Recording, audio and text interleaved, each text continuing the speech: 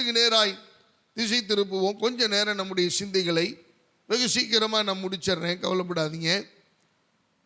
வாசிப்போம். யோபுவின் புஸ்தகம் 33வது அதிகாரம். Turn your Bible to the book of Job, chapter 33, verse 28 to 30.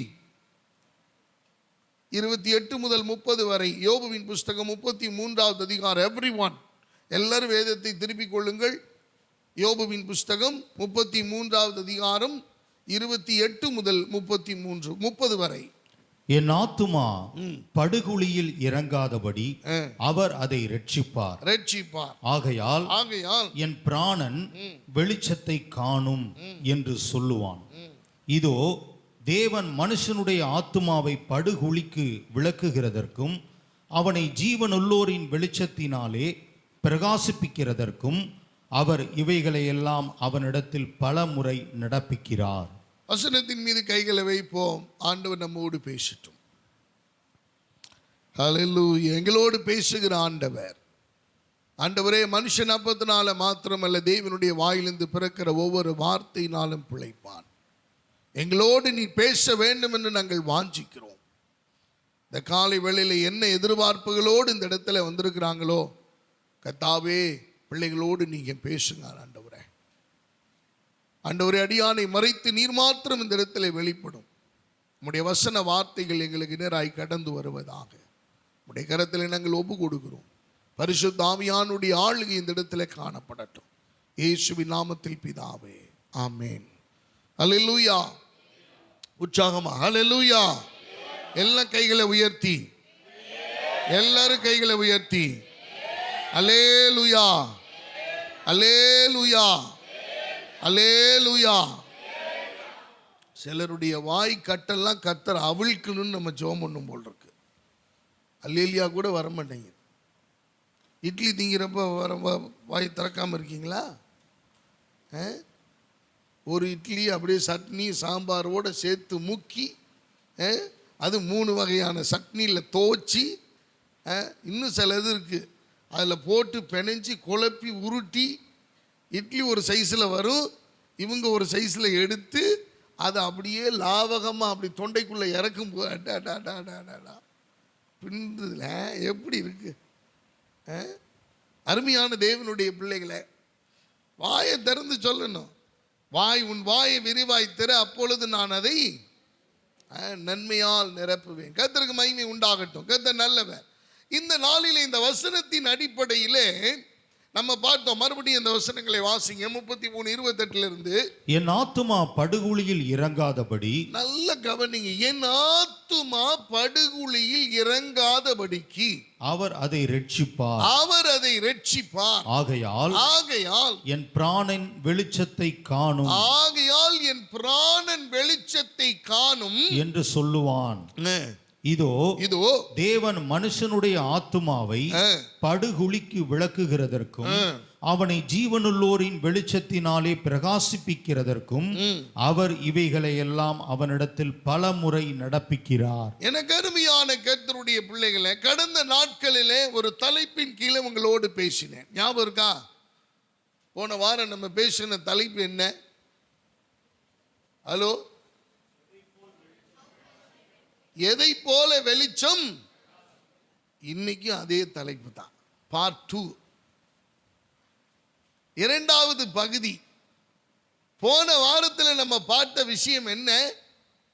ஆண்டவர் 3 விதமாய் அவர் வெளிச்சத்தை பிரகாசிக்க பண்ணினார். எப்படி? 1, நட்சத்திரத்தை போல, he will shine like a star.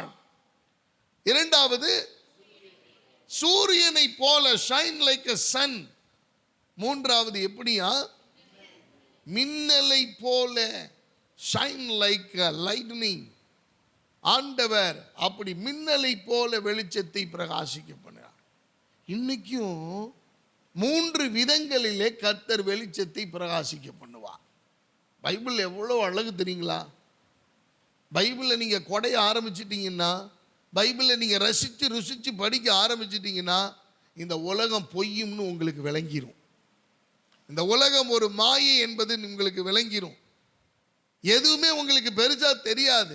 ஏன்னா இந்த வேதத்தில் அவ்வளவு ரகசியங்களும் மறைபொருளும் அடங்கி இருக்கிறது. ஹல்லேலூயா. ஆகவே ஆண்டவர் இந்த முறை எப்படி, எதற்காக, எங்கே, எதை போல வெளிச்சம் பிரகாசிக்கும் என்பதை இந்த செய்தியின் வாயிலாக நாம் புரிந்து கொள்ள ஆவியானவர் உதவி செய்வாராக. நீங்க கொஞ்சம் நல்லா கூர்ந்து கவனிச்சீங்கன்னா தேவன் நம்மோடு பேசுகிறதை நீங்க உணர முடியும். அன்பான கர்த்தருடைய பிள்ளைகளே, அப்ப ஆண்டவர் எதை போல வெளிச்சம் பிரகாசிக்கும் என்று ஆண்டவர் சொல்லுகிறார். சூரியனை போலதான், மின்னலை போலதான், நட்சத்திரத்தை போலதான். அதுல அப்படியே விளக்கங்களை நிறைய ஆண்டவர் நமக்கு கொடுத்தாரு. இப்பையும் ஆண்டவர் 3 விதங்களிலே அவர் வெளிச்சத்தை பிரகாசிக்க, அல்லது 3 காரணங்களுக்காக, 3 விதமான நோக்கங்களுக்காக கர்த்தர் வெளிச்சத்தை பிரகாசிக்க பண்ணுகிறார். அதிலே முதலாவது 2 சாமுவேலின் புஸ்தகம் 23வது அதிகாரம் 4வது வசனத்தை வாசிக்க கேட்போம். 2 Samuel chapter 23 verse 4. 2 Samuel chapter 23 verse 4. அவர் காலையில் மந்தாரம் இல்லாமல் உதித்து மழைக்கு பிற்பாடு தன் காந்தியினால் புல்லை பூமியிலிருந்து முளைக்க பண்ணுகிற சூரியனுடைய விடியற்கால வெளிச்சத்தை போல இருப்பார் என்றார். சூரியனுடைய விடியற்கால வெளிச்சத்தை போல இருப்பார். அல்லேலூயா. எனக்கு அருமையான கர்த்தருடைய பிள்ளைகளே, முதலாவது ஆண்டவர் எப்படி, எதை போல வெளிச்சத்தை பிரகாசிக்கிறார் என்றால் விடியற்கால வெளிச்சத்தை போல. இந்த விடியற்கால வெளிச்சம் இருக்கல்லவா, ரொம்ப அற்புதமானது. அன்பானவர்களே, விடியற்கால வெளிச்சம், நீங்க விடியற்காலையில் எழுந்து அந்த வெளிச்ச சூரிய வெளிச்சம் நீங்க பார்த்தீங்கன்னா உங்க மேல படும்போது, அதனாலதான் பிறந்த குழந்தைகளை கண் முழிக்க சொல்லி வெயில்ல கொண்டு போய் அந்த சூரிய உதயத்தில் என்ன செய்வாங்க, காமிப்பாங்க. மொட்டை வெயில் இல்லை, சூரிய வெளிச்சத்தில். அன்பான கர்த்தருடைய பிள்ளைகளை, அந்த சூரிய வெளிச்சம், அந்த அதிகாலையிலே காண்கிற அந்த வெளிச்சம், அந்த விடியற்கால வெளிச்சம், விடியற்கால வெளுப்பை போல, அந்த வெளிச்சத்தை போல உண்டாக்கப்படுகிற அந்த வெளிச்சத்தினால் வருகிற நன்மைகள் ஏராளம். அன்பானவர்களே, நீங்க குழந்தையா இருக்கச்சே, உங்க அம்மாவோ, உங்க பாட்டியோ, உங்க தாத்தாவோ, உங்க அம்மாச்சோ, உங்க அப்பாயோ ஒழுங்கா கொண்டு போய் வெயில்ல காமிச்சிருந்தாங்கன்னா உங்களுக்கு மஞ்சக்காமலையே வந்திருக்காது. ஒரு அல்லேலூயா சொல்லுங்க பார்க்கலாம். இதை காட்டாததுனால தான் பிரச்சனை. இனி பிறக்கிற குழந்தையும் நீங்க என்ன பண்ணி ஆகணும், எத்தனை நவீனமான வசதிகள் வந்தாலும், எத்தனை நவீனமான கருவிகள் வந்தாலும், சூரிய வெயில் கொடுக்கிற அந்த நன்மையை போல அந்த குழந்தைகளுக்கு, அந்த பச்சிளம் குழந்தைகளுக்கு, வயதானவர்களுக்கு கொடுக்கக்கூடிய அந்த இம்யூன் டெவலப்மெண்ட்டை வேற எதுவுமே கொடுத்து விட முடியாது. அல்லேலூயா. அது விடியற்கால வெளிச்சத்துல தான் கிடைக்கும். அருமையானவர்களே, நீங்களும் நானும் இன்னைக்கும் சொல்றேன், அந்த விடியற்கால சூரிய உதயத்தினுடைய வெளிச்சத்தில் நீங்க போய் நில்லுங்க கொஞ்ச நேரம். உங்க மைண்ட் அவ்வளோ ரிஃப்ரெஷ் ஆகும். அப்படியே பயங்கரமான அந்த ரீப்ரொடக்டிவ் நீங்க உணர முடியும். உங்களுடைய சரீரத்தினுடைய மாறுதலை உணர முடியும். உங்களுடைய சரீரம் உற்சாகம் அடைகிறதை, ஒரு புத்துணர்வு பெறுகிறதை உணர முடியும். இதை மத்தியான வெயில்ல நீங்க பார்க்க முடியாது. காலையில தான் அது கிடைக்கும். காலையில தான் அது. அன்பான கர்த்தருடைய பிள்ளைகளை, பழைய நாட்கள் எனக்கு நல்ல ஞாபகம் இருக்கிறது. இந்த அம்மை போட்டுருச்சு அப்படின்னா என்ன செய்வாங்க தெரியுமா, வீட்டுக்கு வெளியில கரெக்டா அந்த வெயில் நேரத்தில் தண்ணியை ஒரு பித்தளை அண்டால, வெண்கல பாத்திரத்தில் கொண்டு வந்து தண்ணீரை வச்சு, அந்த தண்ணீரில் வெள்ளை துணியை போட்டு, வேப்பந்தலையெல்லாம் போட்டு, கொழுந்து இலையா போட்டு விட்டு, அதில் சில மூலிகைகள் எல்லாம் போட்டு, அந்த வெயிலில், கோலை வெயிலில் கொண்டு வந்து வைப்பாங்க. அது குறிப்பிட்ட நேரம் கழிச்சு அதை எடுத்து அந்த அந்த பாதிக்கப்பட்ட அந்த புண்கள் மேலே ஊற்றணும். அப்படின்னா அதை போல ஒரு மருந்து எந்த மெடிக்கல் ஷாப்லையும் கிடைக்காது. அல்லேலூயா. இது எப்படி வருது? விடியற்கால வெளிச்சத்தை போல கர்த்தர் இருக்கிறாராம். அருமையான தேவ பிள்ளைகளே, நிறைய பேருக்கு தெரியல, மருந்து தான் உங்களை குணமாக்கும் என்று நீங்கள் நினைத்து கொண்டிருக்கிறதுனால தான் இன்னும் உங்க வியாதி குணமாகவில்லை. அவர் மருத்துவராய் மாத்திரமல்ல, அவர் உங்களுடைய புண்களையும் காயங்களையும் ஆற்றுகிற, உங்களுடைய சரீரத்தின் வெளியிலேயும் உள்ளேயும் இருக்கிற சகல காயங்களையும் ஆற்றுகிற ஆற்றல் படைத்த தெய்வம். அவரே மருந்தாய் இருக்கிறார் என்பதை இன்னும் நம்ம உணராம இருக்கிறோமே. அல்லேலூயா. என் ஆண்டவர் மருத்துவர் என்று வேதம் சொல்லுகிறது. ஆனால் அவர்தான் மருந்து என்று நான் ஆழமாய் சொல்லுகிறேன். ஆண்டவர் நமக்கு தெளிவுபடுத்துகிறார், அவர் மருந்து. நான் 1000 இடத்துல போய் ட்ரீட்மெண்ட் எடுக்கிறத விட என் தேவன் வாசம் பண்ணுகிற அவருடைய பர்வதத்திலே நான் என் காலை வைப்பேனே. ஆனால் எசேக்கியா அழுகிறான். ஒரு ராஜா, he was a king, he cried out to the Lord. தேவனிடத்தில் அழுகிறான். எனக்கு அருமையான ஹெசக்கியா king was crying to the Lord. தேவனிடத்தில் அவன் அழுது புலம்புகிறான். ஏன்னா அவனுக்கு பெலவ நோய்.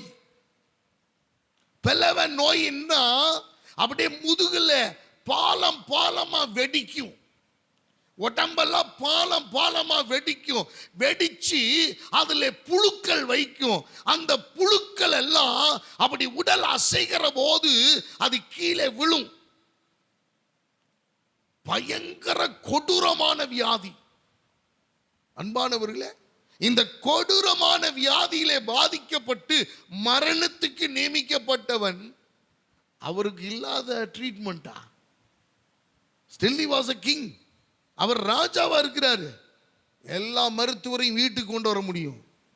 ஆனா அவர் அதையெல்லாம் செய்யல. தேவனிடத்திலே சுவர்புறமாய் திரும்பி அவர் அழுகிறார். அவருடைய கண்ணீருக்கு கர்த்தர் பதில் கொடுக்கிறார். 3ஆம் நாளிலே நீ தேவனுடைய ஆலயத்துக்கு போவாய் என்று சொன்னார். அதே போல கர்த்தருடைய பலிபீடத்துக்கு அவர் வந்தார். அன்பான கர்த்தருடைய பிள்ளைகளை, அப்ப விடியற்கால வெளிச்சத்தை போல கர்த்தர் எனக்கு மருந்தா இருக்கிறார், என்னை குணமாக்க வல்லமை உள்ளவரா இருக்கிறார். இந்த 2 சாமுவேல் 23:4 நீங்கள் கொஞ்சம் நல்லா கவனிச்சு பார்த்தீங்கன்னு சொன்னா அதுல சொல்லப்பட்டிருக்கிறது, அவர் காலையில் மந்தாரம் இல்லாமல் உதித்து மலைக்கு பிற்பாடு தன் காந்தியினால் புல்லை பூமியிலிருந்து முளைக்க பண்ணுகிற சூரியனுடைய விடியற்கால வெளிச்சத்தை போல இருப்பார். நீங்க 100 தடவை படிச்சாலும் புரியாது இந்த வசனம். நான் சவால் விடுறேன். I am challenging to every one of you. If you read 100 times the particular words, you can't understand. It is too difficult. ஏன் தெரியுமா? அவ்வளவு ரகசியம் இருக்கு அதுல. எனக்கு அருமையான தேவ பிள்ளைகளை, மந்தாரம் இல்லாமல் உதித்து மலைக்கு பிற்பாடு அதன் காந்தியினால். எனக்கு அருமையான தேவ பிள்ளைகளை, ரொம்ப அழகா நீங்க சூரியகாந்தி பூவை பார்த்துருக்கீங்களா? சூரியன் எங்கெல்லாம் எந்த பக்கம் திரும்பினாலும் அந்த சூரியகாந்தி என்ன பண்ணும்? அது பக்கமா தான் திரும்பும். காலையில் இப்படி இருக்கும், சாயங்காலம் போய் பாருங்க இப்படி கொடசாஞ்சி நிற்கும். அது எங்கெல்லாம் அதனுடைய போக்கஸ் எல்லாம் என்ன தெரியுமா? சூரியன் தான் போக்கஸ் எல்லாம். நமக்கு ஒரு நல்ல பாடம் ஆண்டவர் எப்படி கற்பிக்கிறார் பாருங்க. அப்ப தேவன் அந்த பூமியிலிருந்து முளைக்க பண்ணுகிற, இப்ப என்ன சொல்ல வர்றாரு தெரியுங்களா? எனக்கு அருமையான தெய்வ, இந்த வசனத்தினுடைய உயிரோட்டம் என்ன தெரியுமா? இந்த விடியற்கால வெளிச்சம் உங்க மேல பட்டுச்சு அப்படின்னா உங்களுடைய உள் உறுப்புகளிலே செத்த கிடக்கிற அந்த உயிரோட்டம் இல்லாத நரம்புகள், எலும்புகள், அந்த செல்கள் எல்லாவற்றிலையும் ஒரு உயிரோட்டத்தை கர்த்தர் கொடுத்து அதுக்கு ஒரு புதிய ஜீவனை கொடுக்க இந்த விடியற்கால வெளிச்சத்தை கர்த்தர் உங்கள் மேல் படப்பண்ண அவர் வாஞ்சையுள்ள தேவனாயிருக்கிறார். நீங்க விசுவாசித்தால் அந்த விடியற்கால வெளிச்சம் எனக்கு தேவை என்பதை நீங்கள் உணர்ந்து விட்டால், இயேசு கிறிஸ்துவினுடைய அந்த விடியற்கால வெளிச்சம் என் மேல் பட்டுவிட்டால் எனக்கு சுகம் உண்டாகும் என்கிற நம்பிக்கை இருக்குமே, ஆனால் என் தேவன் செத்து கிடக்கிற ஒரு விதையை முளைக்க பண்ணுவதற்கு இந்த வெளிச்சம் உதவியாய் இருக்கும் போது என் உள் உறுப்புகளிலே, என் வாழ்க்கையிலே செத்து கிடக்கிற சரீரத்தினுடைய உறுப்புகளை அவர் சரி செய்ய, மறுபடியும் முளைக்க பண்ண அவர் வல்லமையுள்ள தேவனாயிருக்கிறார். எத்தனை பேர் விசுவாசிக்கிறீங்க? எத்தனை பேர் விசுவாசிக்கிறீங்க? எனக்கு அன்பான கர்த்தருடைய பிள்ளைகளை, ஒருவேளை மருத்துவர் சொல்லலாம், சார் இதுதான் சார் உங்களுடைய நிலைமை, கேஸ் ஸ்டடின்னு சொல்லுவாங்க. உங்களுடைய பூரா உங்களுடைய உறுப்புகளை எல்லாம் படித்து வச்சிருப்பாங்க, உங்களுடைய நிலைமையெல்லாம் படித்து வச்சிருப்பாங்க. உங்களுக்கு என்ன பிரச்சனை வரும்ன்றது அவங்களுக்கு தெரியும். என்ன விதமான, ஏன்னா அவங்க ப்ரெடிக்ஷன் பண்ணுவாங்க, எவ்வளவு நாள் கழிச்சு வரும். அதுக்கு தான் நீங்கள் இத்தனை நாள் கழிச்சு ட்ரீட்மெண்ட்டுக்கு வந்துருங்க, இத்தனை நாள் கழிச்சு நீங்கள் பிளட் டெஸ்ட் பார்த்துருங்க, இத்தனை நாள் கழிச்சு நீங்கள் இந்த மாத்திரையை நீங்கள் மாற்றிருங்க. இதெல்லாம் எதுக்கு தெரியுமா? அவங்க முன்னாடியே ப்ரெடிக்ட் பண்ணி சொல்கிறது. வருவதற்கு முன்பதாகவே முன்னறிந்து அவைகளை பாதுகாப்பதற்காக உங்களை எப்படியாவது காப்பாற்றணும். தேவன் சொல்லுகிற காரியம் விடியற்கால வெளிச்சத்தை போல உங்கள் மேலும் என் மேலும், எதுக்கு? முளைக்க பண்ணுவதற்கு. இன்னொரு வசனத்தை வாசிங்களேன், யோபு 11:17 வாசிங்க. யோபு 11:17.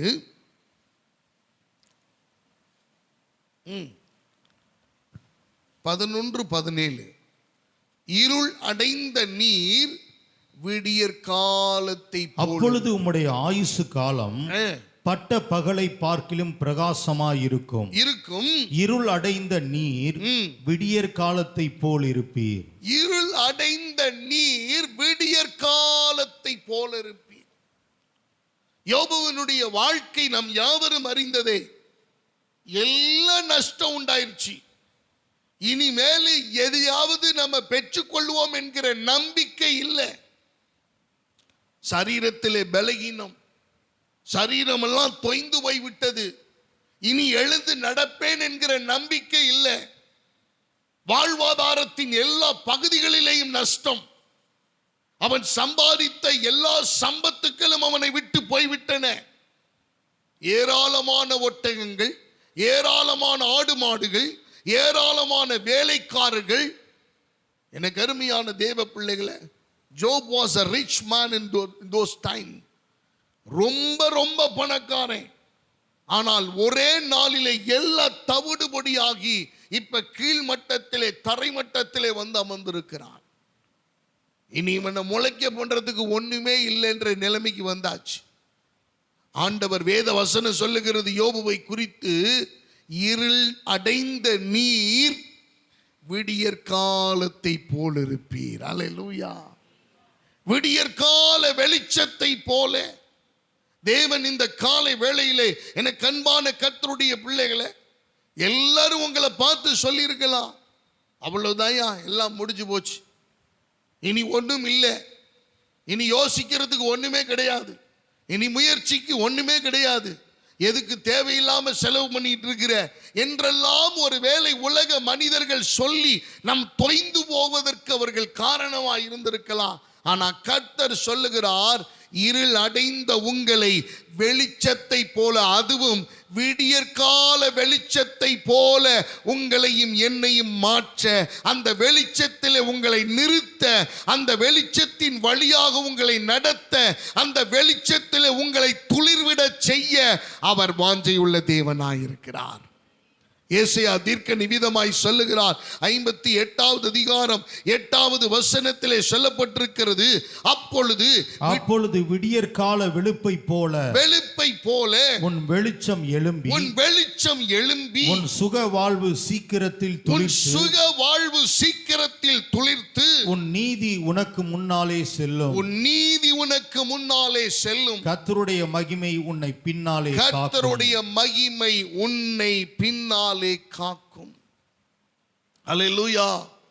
அன்பான கர்த்தருடைய பிள்ளைகளே, உங்களுடைய வாழ்க்கையிலே நீங்கள் எந்த அளவுக்கு எதிர்பாராத சூழ்நிலைகளை சந்தித்து நெருக்கத்தில் இருக்கிறீர்களோ, அந்த நெருக்கத்தை எல்லாம் கர்த்தர் மாற்றுவதற்கு, ஈடு செய்வதற்கு தேவன் விடியற்கால வெளிச்சத்தை உங்களுக்காக எனக்காக ஆயத்தம் பண்ணி வைத்திருக்கிறார். யோபுவின் புஸ்தகத்திலே 42வது அதிகாரத்திலே நீங்கள் போய் பாருங்கள்.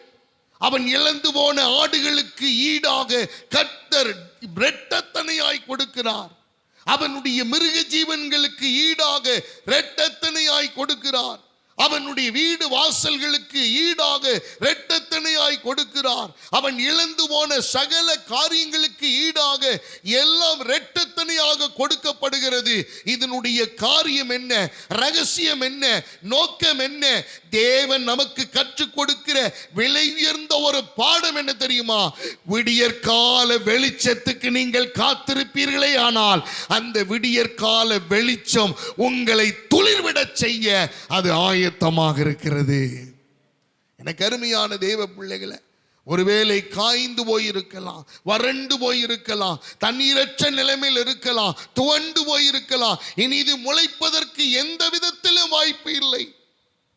என் தேவன் உங்களை என்னையும் துளிர்விடச் செய்ய அவர் ஆசையுள்ள தேவனாயிருக்கிறார்.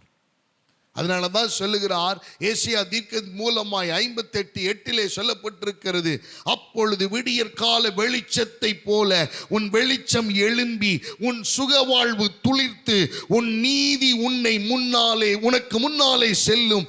கர்த்தருடைய மகிமை உனக்கு பின்னாலே உன்னை காக்கும் என்று சொல்லப்பட்டிருக்கிறது.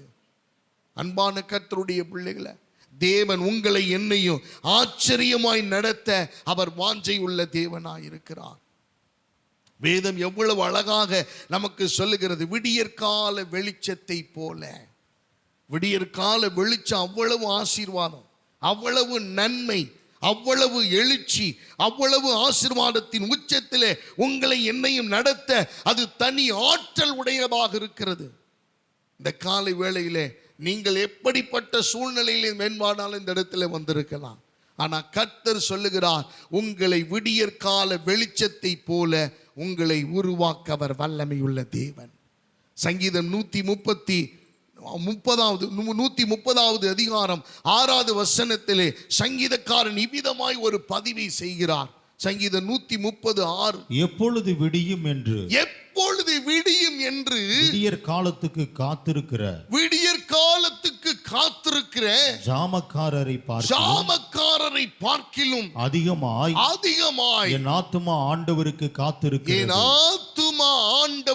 காத்திருக்கிறது. சங்கீதக்காரன் என்ன விதமாய் அழகாய் பதிவு செய்கிறார். அன்பான கர்த்தருடைய பிள்ளைகளை, அவர் சொல்லும் போது சொல்லுகிறார், எப்படி ஒரு ஜாமக்காரன் எப்பொழுது விடியும் என்று அவன் அந்த இரவு நேரம் முழுவதும் அந்த பனியிலே அந்த குளிரிலே நடுங்கி கொண்டு எப்பொழுது பொழுது விடியும் நான் வீட்டிற்கு போவேன் என்று அவன் காத்திருக்கிறானோ, அதிலும் அதிகமாய் என்னுடைய ஆத்துமா கர்த்தருக்காக அந்த விடியற்கால வெளிச்சத்துக்காக காத்து கொண்டிருக்கிறது என்று சங்கீதக்காரன் பதிவு செய்கிறார். அல்லேலூயா. அன்பான கர்த்தருடைய பிள்ளைகளை, நீங்களும் நானும் அந்த விடியற்கால வெளிச்சத்தை காண, அந்த விடியற்கால வெளுப்பை காண, அந்த விடியற்கால துளிர்விடும் அனுபவத்தை காண, அந்த விடியற்காலத்திலே கர்த்தர் எனக்கு வைத்திருக்கிற நன்மையை காண நீங்களும் நானும் காத்திருக்க வேண்டும். பல பேருடைய வாழ்க்கை இப்படிதான்.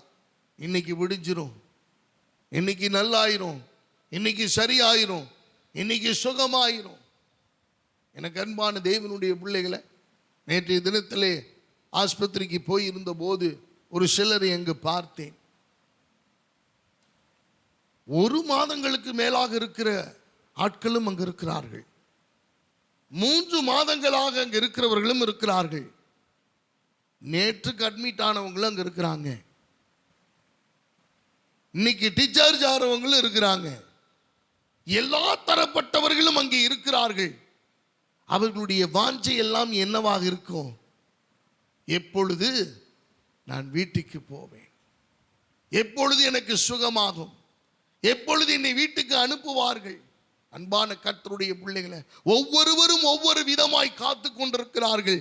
உங்களுடைய ஆத்துமா, என்னுடைய ஆத்துமா அந்த விடியற்கால வெளிச்சத்துக்காக காத்திருக்க வேண்டும் என்று கர்த்தர் நமக்கு சொல்லிக் கொடுக்கிறார். அன்பான கர்த்தருடைய பிள்ளைகளை, நீங்க உலகத்தை பார்க்குறீங்க. உலகத்தினுடைய நல்ல வியாபாரம் ஆயின்னா உங்களுக்கு விடிஞ்சிரும் நினைக்கிறீங்க.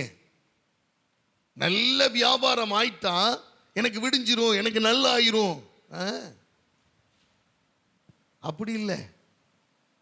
வியாபாரமே ஆகலைனாலும் என் தேவனுடைய விடியற்கால வெளிச்சம் உங்களுக்கு இருக்குமே ஆனால், உங்கள் மேல் படுமையானால், அந்த நாளை, அந்த வாரத்தை, அந்த மாதத்தை கர்த்தர் ஆச்சரியமாய் நடத்த அவர் வல்லமையுள்ள தேவன். சாரிபாத்து விதவையின் வீட்டிலே ஒரு விடியற்கால வெளிச்சம் அங்கே வீசியது. தீர்க்கதரிசி போகிறார். பயங்கரமான கொடிய பஞ்சம், வறுமையின் உச்சம், சாகத்தக்கதாக போய் கொண்டிருக்கிறார்கள். தேசம் மெலிந்து கொண்டிருக்கிறது. குடும்பங்களிலே செத்து மடிந்து கொண்டிருக்கிறார்கள்.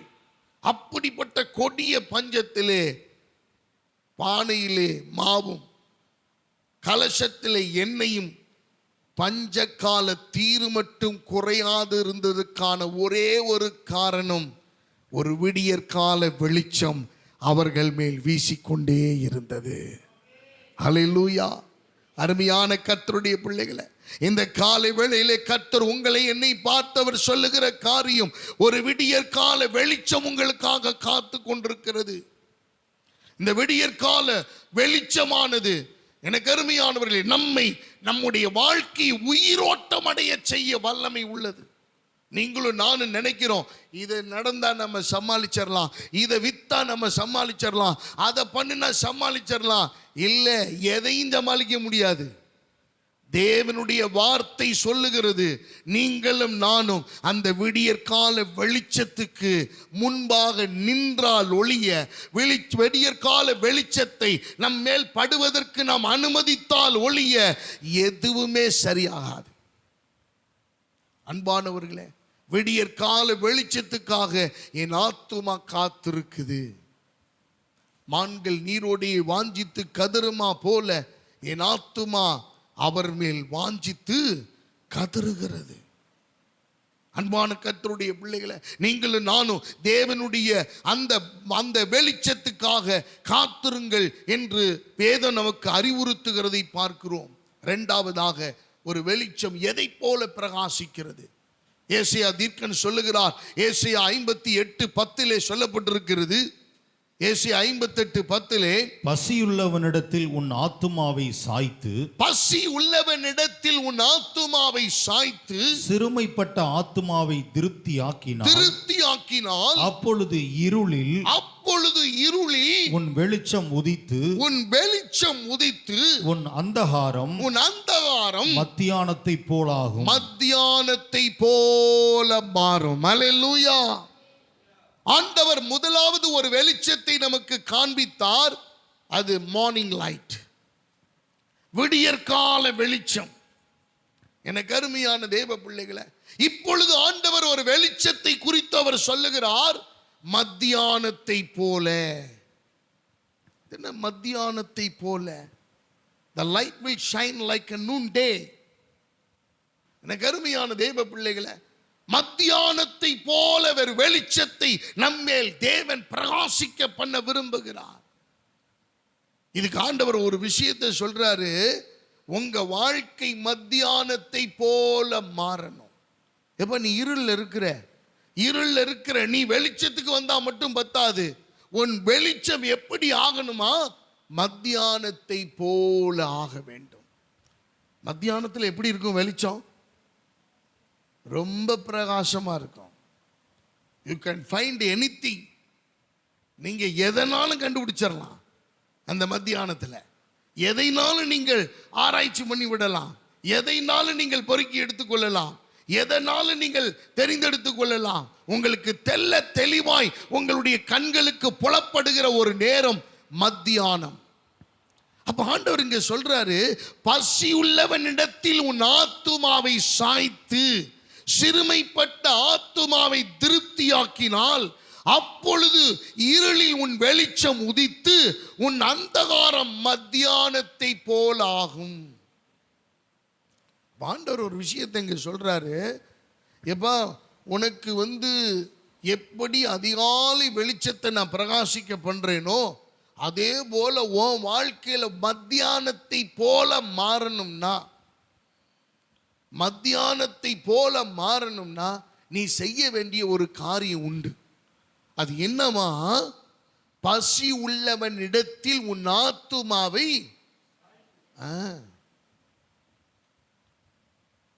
நம்மளே தின்னு தின்னு தின்னு சுயமாவே கை வராது. அடுத்தவங்களுக்கு கொடுக்கறதுக்கு கை வராது. முழு வாழைப்பழம் யாருக்காவது கொடுத்ததாக சரித்திரம் இருக்கா?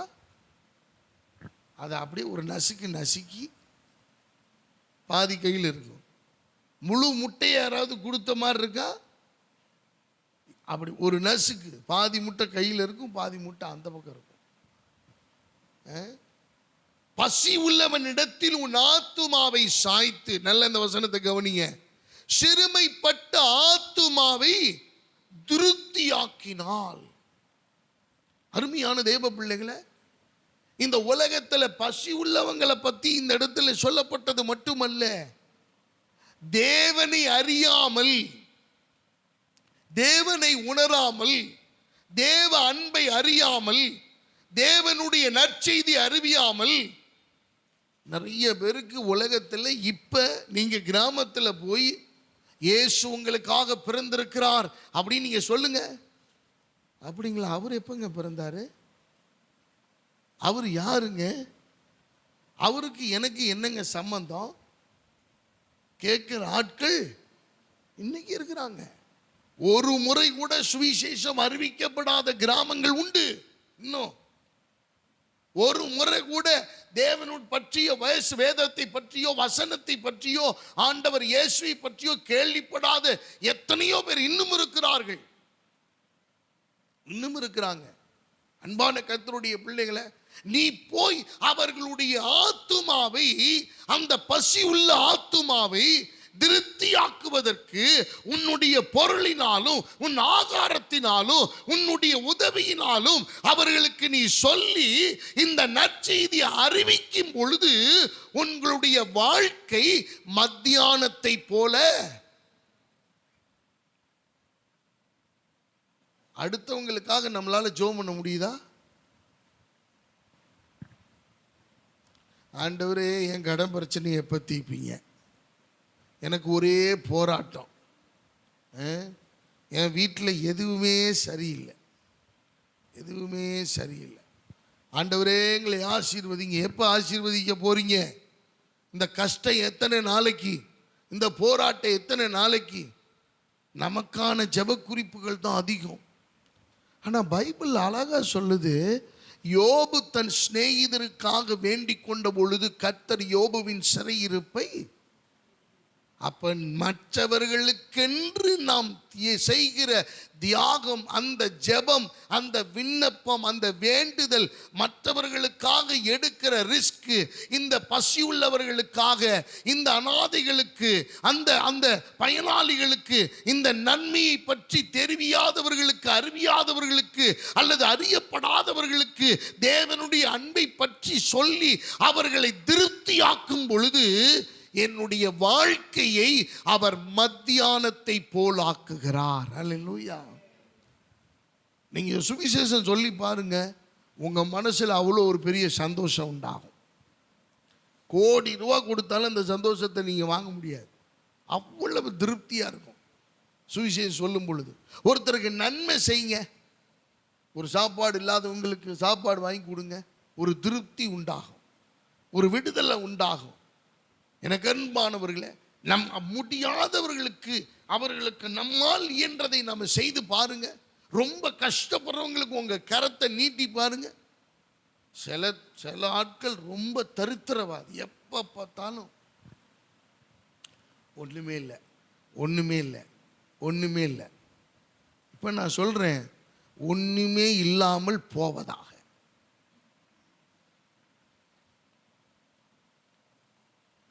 அப்படித்தானே சொல்லணும். ஒண்ணுமே இல்லாம போகட்டும், போகட்டும், அப்படியே ஆகட்டும்ன்றேன். ஒண்ணுமே இல்லாம போகட்டும். நீ அப்பயாவது தேவ சமூகத்துக்கு வருவியான்னு பார்க்கிறேன். எல்லாத்தையும் ஆண்டவர் காலி பண்ணிட்டா நீ என்ன பண்ணுவ? எல்லாத்தையும் ஒன்றும் இல்லாமல் ஆக்கிட்ட நீ என்ன பண்ணுவீங்க? நீ வந்து தானே ஆகணும், வர வேண்டிய இடத்துக்கு நீ தேவ சமூகத்துக்கு வந்து தானே ஆகணும். எங்க போனாலும் நீ தப்ப முடியாது. பாதாளத்துல படுக்க போட்டால் நான் அங்க வந்து என்ன பண்ணுவேன்? கொடை வென்றார் ஆண்டவர். அப்படிதான் சொல்லியிருக்கார். நீ வானத்துக்கு ஏறினாலும் அங்க போவேன், அங்கேயும் வருவேன். சரிங்க, ஒரே தான் செத்து போயிடலாங்க. செத்து நிம்மதி இறந்துடலான்னு பாக்குறீங்களா? ஐய, நீங்க தப்பு கணக்கு போட்டீங்க. அங்க நான் வர்றேன்னு இல்லையோ, அங்க என்னை மாதிரி ஒரு உருவம் வந்து நிற்கும், உன்னை விசாரிக்கும், என்னை கூப்பிட்டு கணக்கு கேட்பாரு. என்னப்பா ஆள் வந்திருக்குது, ஒழுங்கா வந்துச்சா சபைக்கு? இல்லைங்க, இது இஷ்டத்துக்கு தாங்க வந்துச்சு. சரி, ஏதாவது சபைக்கு ஏதாவது செஞ்சிருக்கா? அதெல்லாம் ஒன்றும் செஞ்சது இல்லைங்க, இங்கேருந்து தாங்க சுரண்டிட்டு போயிருக்குது. கொண்டு போன டப்பா கூட திரும்பி வரலைங்க, அதையும் வச்சுக்கிட்டாங்க, அதையும் வச்சுக்கிட்டாங்க. அப்படியா, ரைட்டு, அதுக்கு ஒரு ஆளை கூப்பிடுவார். அப்படிதானே அன்பான கர்த்தருடைய பிள்ளைகளை? மத்தியானத்தை போல ஆகணும் அப்படின்னா நீங்கள் நான் செய்ய வேண்டிய ஒரு காரியம். நீதிமொழிகள் 11வது அதிகாரம் 24, 25 வாசிங்களேன். உங்க வாழ்க்கை மத்தியானத்தை போல பிரகாசிக்கணும் அப்படின்னா நீதிமொழிகள் 11, Proverbs chapter 11 verse 24 and 25. வாரி இறைத்தும்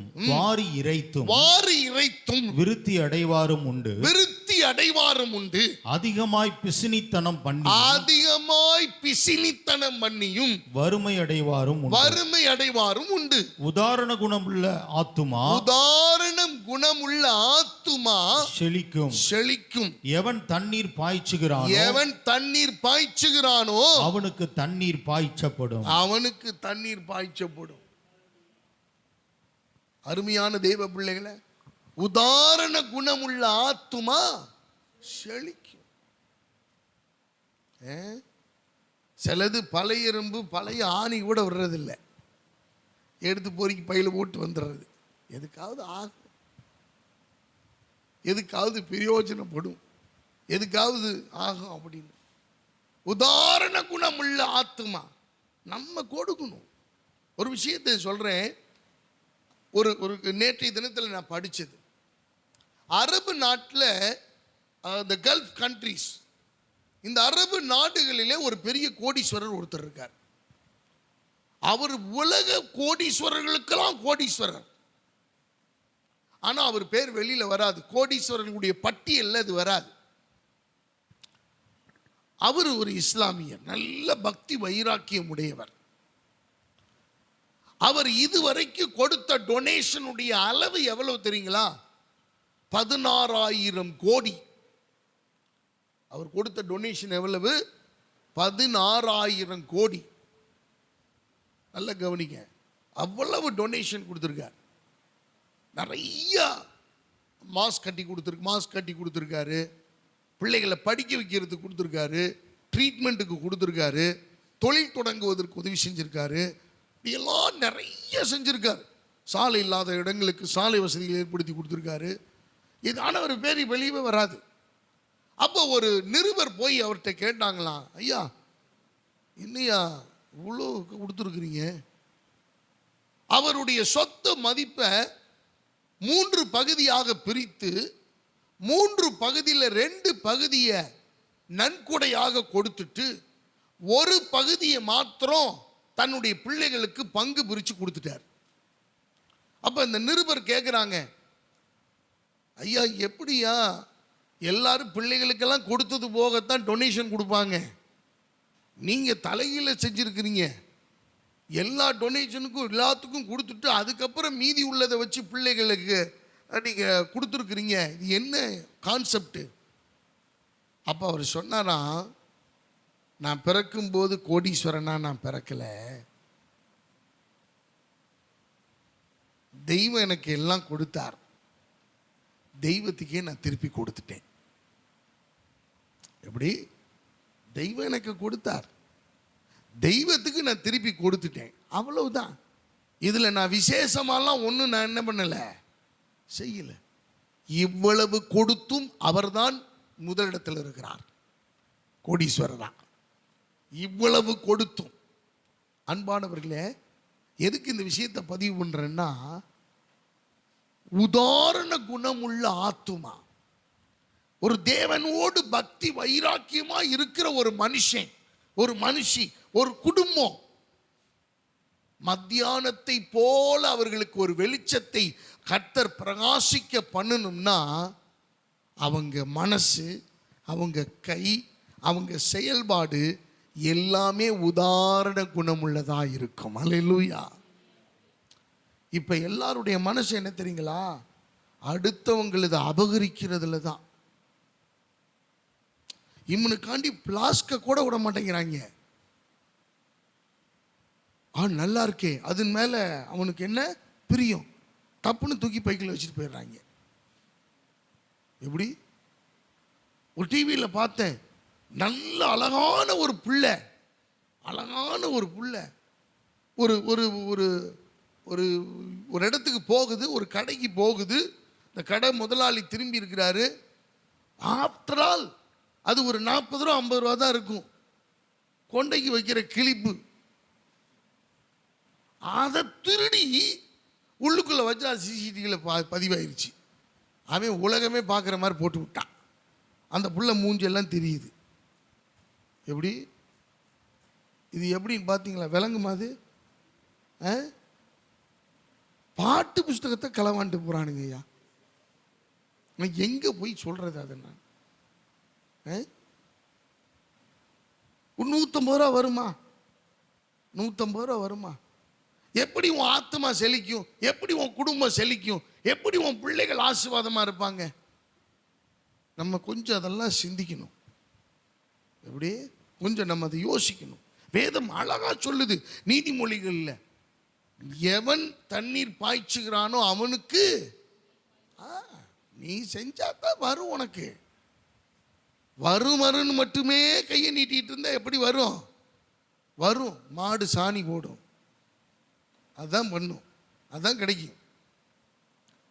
தேவனுடைய சமூகத்தில் நம்ம ஆண்டவர் நமக்கு சொல்ல, மத்தியானத்தை போல என் வாழ்க்கையில ஒரு பிரகாசம் உண்டாகணும், ஒரு வெளிச்சம் உண்டாகணும். அப்படின்னா என்னுடைய ஆத்துமா செழிக்க நான் அப்படி செய்யணும். அப்போஸ்தலனாகிய பவுலை குறித்து சொல்லும்போது அப்போஸ்தலருடைய நடவடிக்கைகள் 22:6 பார்த்தோம்னா, இவர் தமஸ்குவுக்கு போறார். யாரு? சவுல் என்பவர் தமஸ்கு பட்டணத்துக்கு போகிறார். அப்படி நான் பிரயாணப்பட்டு தமஸ்குவுக்கு சமீபமான போது மத்தியான வேளையிலே சடிதியாய் வானத்திலிருந்து பேரொளி உண்டாகி, ஒரு பேரொளி மத்தியானத்திலே உண்டாகி என்னை சுற்றி பிரகாசித்தது. நல்ல கவனிங்க. ஒரு சரியில்லாத ஒருத்தனை எந்த வெளிச்சம் தான் சரி பண்ண முடியும்னு கர்த்தர் தீர்மானிக்கிறாரு? சொல்லுங்க சத்தமா.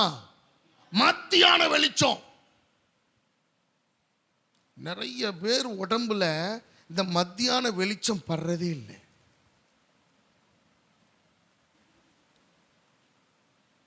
ஏன்பா வேலைக்கு வேர்க்குதுங்க? ஏன் வேலைக்கு போகல? வேர்க்குதான். ஒரே ஸ்வெட்டிங். சரி, சார் எங்க வேலை பார்க்கணும்னு நினைக்கிறீங்க?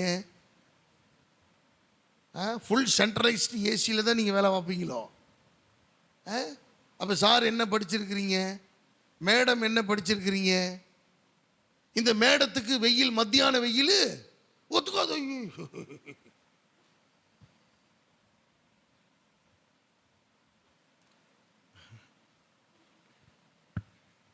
உனக்கு கொரோனா மட்டும் இல்லை, எல்லாம் வரணுங்கிறேன்.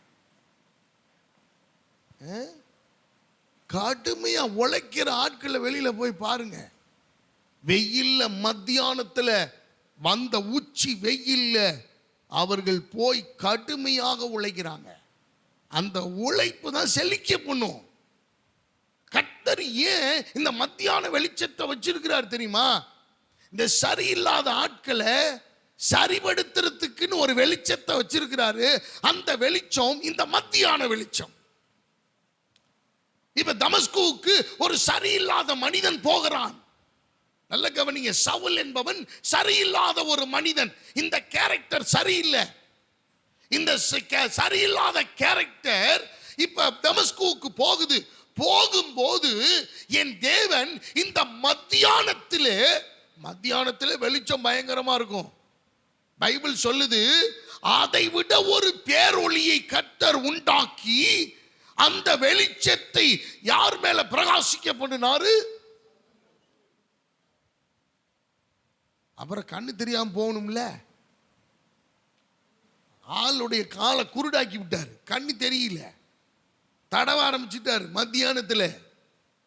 அருமையானவர்களே, அப்ப சரியில்லாத ஒரு மனிதனை சரிபடுத்த கர்த்தர் வைத்திருக்கிற ஒரு வெளிச்சம் என்ன? மத்தியான வெளிச்சம். அவர் மத்தியானத்திலே, அந்த மத்தியானத்தை போல அப்படின்னு அந்த உருவகப்படுத்தி சொல்லுவதற்கான காரணம், இந்த மத்தியானத்தில் சந்திச்சார் பாருங்க. இந்த சவுல் என்கிற கேரக்டர் அப்படியே பவுல் என்கிற நல்ல கேரக்டரா மாறிடுச்சு. அல்லேலூயா. அருமையான தேவ பிள்ளைகளை, நிறைய பேருக்கு குடும்ப கஷ்டம் தெரியல, பிள்ளைகளை வளர்க்க தெரியல. ஏன் தெரியுமா? சொஃபஸ்டிகேட் லைஃப். நான் ஏன் சத்தம் போடுறேன்? ஒவ்வொரு காரியத்துக்கும் ஒரு ஃபேன் தேவையில்லாம ஓடிட்டு இருந்துச்சுன்னா சத்தம் போடுவேன். ஒரு லைட்டு தேவையில்லாம எரிஞ்சிட்டு இருந்துச்சுன்னா சத்தம் போடுவேன். தண்ணி தேவையில்லாம திறந்துருந்துச்சுன்னா சத்தம் போடுவேன். பாத்ரூம் போய் பாத்ரூம் லைட்டை போட்டு போனா சத்தம் போடுவேன். விசாரிப்பேன், யாருன்னு கண்டுபிடிப்பேன். கண்டுபிடிச்சு போன் பண்ணி சத்தம் போடுவேன். அப்பதான் மனசு ஆறும். ஏன் தெரியுமா? அந்த உழைப்பின் அருமை என்னன்னு தெரியும். உனக்கு யாரோ ஒருத்தர் கொடுக்குறாங்கல்ல, யாரோ ஒருத்தர் பொறுப்பெடுத்துக் கொள்ளுகிறார்கள்ல, யாரோ ஒருவர் உன் பாரத்தை சுமக்கிறாங்கல்ல, அதனாலதான் தெரியல. இப்ப கர்த்தர் இது மாதிரி ஆட்களை சந்திப்பதற்கு அவர் என்ன தெரியுமா பண்றாரு? மத்தியானத்தை உபயோகப்படுத்துகிறார். ஒரு பேரொளி உண்டா அப்படி அடிச்சு நொறுக்கி, சபையை துன்பப்படுத்தினவன், சபைக்கு கட்டுப்படாதவன், சபையை வெறுத்தவன், சபையின் ஜனங்களை அழித்தவன், சபையை நொறுக்கி எடுத்தவன், இப்ப இந்த மத்தியானத்துல ஒரு வெளிச்சம் மேல பிரகாசிருச்சு. கண்ணு குருடா போச்சு, கண்ணு தெரியல, நடக்க முடியல. அவன் பார்த்தான், கைலாக கொடுக்கிறவர்கள் யாராவது இருப்பாங்களான்னு பார்த்து, இவன் ஏறி வந்த கழுதைக்கு கண்ணு தெரியுது, மகராசனுக்கு கண்ணு தெரியல. காரணம் என்ன? மத்தியான வெளிச்சத்துக்கு ஒரு மகிமையை கர்த்தர் வைத்திருந்தார். அருமையான தேவ பிள்ளைகளை, உங்க வாழ்க்கை எப்படி இருக்குன்னு நீங்க பரிசோதனை பண்ணுங்க. நீ இந்த மத்தியானத்துல போய் இந்த வேர்வை சிந்தி உழைச்சி கஷ்டப்பட்டா நீ எழுத்து பேச மாட்ட, உனக்கு வாய் வராது, துணிகரமா பேச வராது. ஏன்னா உனக்கு அந்த அனுபவம் இல்லை. அருமையான தேவ பிள்ளைகளை, மூட்டை தூக்கி இருக்கீங்களா? நான் தூக்கியிருக்கேன்.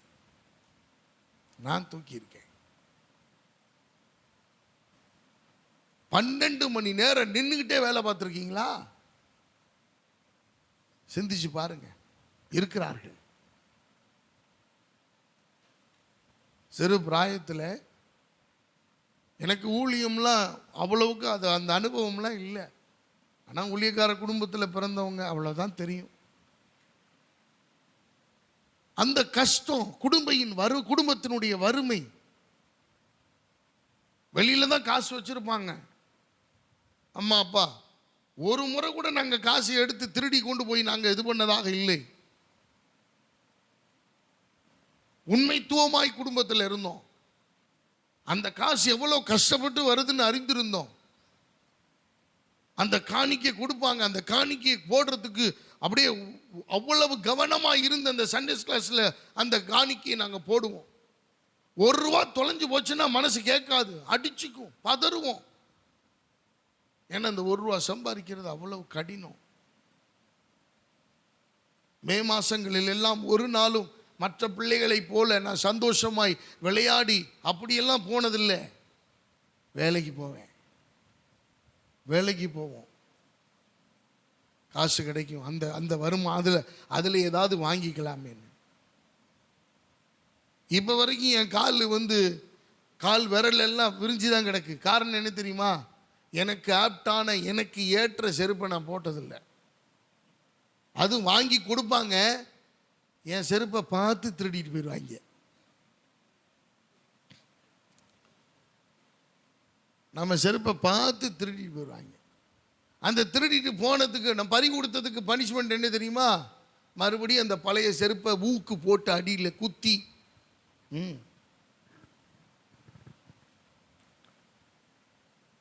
நான் ஒரு டவுசர் போட்டு ஸ்கூலுக்கு போவேன். அந்த டவுசருக்குள்ளேயும் என் பையும் எல்லாமே வச்சுக்கலாம், தட்டு கூட உள்ள போகும். ஆனால் எம்ஜிஆர் ரொம்ப நல்லவர், அவர் கொடுத்தாரு. அன்பானவர்களே, உங்கள் பிள்ளைங்க எப்படி இருக்காங்கன்னு யோசிச்சு பாருங்க. எவ்வளோ சஃபிஸ்டிக்காக வச்சுருக்கிறோம். பிள்ளைகள் யூஸ் பண்ணுறதுக்கு தனியாக மொபைல் வாங்கி கொடுத்துருக்காங்க, தனியாக டேபு, நல்ல துணிமணிகள், நல்ல ஆகாரம். அன்பான தேவனுடைய பிள்ளைகளை, மத்தியானத்தை போல வெளிச்சம் உன் குடும்பத்தின் மேலே பிரகாசிக்கணும். உன் குடும்பத்தில் இருக்கிற கெட்ட விஷயங்கள் ஏன் நீங்கள் சபைக்கு ஒழுங்காக வர முடியல தெரியுமா? இந்த மத்தியான வெளிச்சம் என்ன படலை. ஏன் உபவாச ஜபம்னா வீட்டில் பிரச்சனை ஆரம்பிக்குது? மத்தியான வெளிச்சம் உன் மேலே படலை. ஏன் ஐக்கியங்கள்ல சபையில் பங்கு பெற முடியுது? எப்ப கட்சி கூட்டத்துக்கு போய் நிற்கிறாங்கய்யா. ஆனால் சபை ஐக்கியம்னு வாங்க, நம்ம எல்லாரும் குடும்பமாக சேர்ந்து ஐக்கியமாக இருப்போம்னா எங்களுக்கு இந்த ஐக்கியம் வேணாம்ங்கிறாங்க. காரணம் என்ன தெரியுமா? அவனுக்கு அந்த மத்தியான வெளிச்சம் பிடிச்சிருக்குது, இயேசு கொடுக்கிற இந்த மத்தியான வெளிச்சம் பிடிக்கல. இந்த மத்தியானத்தை போல இந்த வெளிச்சம் உங்க மேல பட்டாதான் உங்களுடைய பேட் கேரக்டர் குட் கேரக்டரா மாறும். ஒரு சொல்லுவோமா? அருமையான தேவனுடைய பிள்ளைகளை, அப்போஸ்தலனாகிய பவுல் ஒரு நல்ல மனுஷனாய் மாறினதுக்கான மூல காரணம் ஒரு மத்தியானத்தில் ஒரு வெளிச்சம், ஒரு பேரொளி, இதுவரை காணாத கொண்டு வராத நன்மைகளை. அருமையானவர்களே, அப்போஸ்தலனாகிய பவுல் ஒரு பெரிய பணக்காரராம். ஆனா அவர் சொன்னாரு, இந்த பேரொளி தான் மேல பட்ட உடனே லாபமான யாவற்றையும் கிறிஸ்து இயேசுவுக்காக நஷ்டமும். எப்படி இந்த எண்ணம் வந்துச்சு? எப்படி இந்த எண்ணம் மாறுச்சு? முதல்ல பண ஆசை உள்ளவராக தானே இருந்தாரு, ஏன் இப்ப மாறினாரு? ஏன்னா மத்தியான வெளிச்சம் அவர் மேல் பட்டது. இந்த காலை வேளையில கர்த்தர் உங்க மேல, நீங்க ஜெபம் பண்ணுங்க. உங்க வீட்டுக்காரர் சரியில்லையா? மத்தியான வெளிச்சம் என் வீட்டுக்காரர் மேல படட்டாண்டவரே. நீங்க ஒரு மத்தியான வெளிச்சம்னா சாதாரண வெளிச்சம் அல்ல. நான் சொல்ற சூரிய மத்தியான வெளிச்சம் அல்ல, அந்த வெளிச்சத்தை ஓவர்டேக் பண்ணுகிற ஒரு பேரொளி, அந்த ஓவர்டேக் பண்ணுகிற ஒரு பேரொளி. உன் மனைவி சரியில்லையா?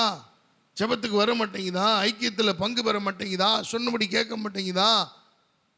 குடும்பத்தில் ஒரு சரி இல்லையா, இந்த மத்தியான வெளிச்சம் அவன் மேல படணும். நீ ஜெபம் பண்ணு.